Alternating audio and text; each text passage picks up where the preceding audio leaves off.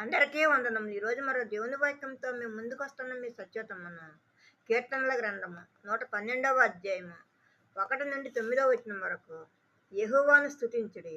యెహోవా యందు భయభక్తులు గలవాడు, ఆయన ఆజ్ఞలను బట్టి అధికముగా ఆనందించేవాడు ధన్యుడు. వాని సంతతి వారు భూమి మీద బలవంతులగుదురు. యథార్థవంతులు వంశపు వారు దీవింపబడుదురు. కలిమియు సంపదయు వాని ఇంట ఉండును. వాని నీతి నిత్యము నిలుసును. యథార్థవంతులకు చీకటిలో వెలుగు పుట్టును.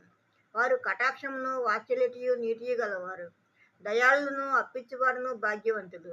న్యాయ విమర్శలో వారి వాద్యము గెలుసును. అట్టి వారు ఎప్పుడునూ కదిలింపబడరు.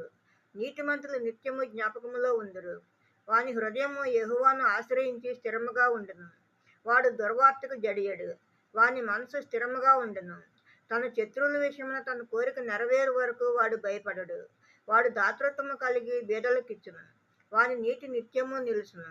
వాని కొమ్ము ఘనత నుండి హెచ్చింపబడును. ఆమేన్. మరో దేవుని వాక్యంతో రేపు ముందు ఉంటాను. అందరికీ శుభరాత్రి. మన ప్రభువును ప్రియరక్షకుడైన యేసుక్రీస్తు కృప, కాపుదల, రక్షణ, ఆశీర్వాదము మన అందరికీ ఇప్పుడు ఎప్పుడు సదాకాలము తోడై ఉండును గాక. ఆమేన్, ఆమేన్, ఆమేన్.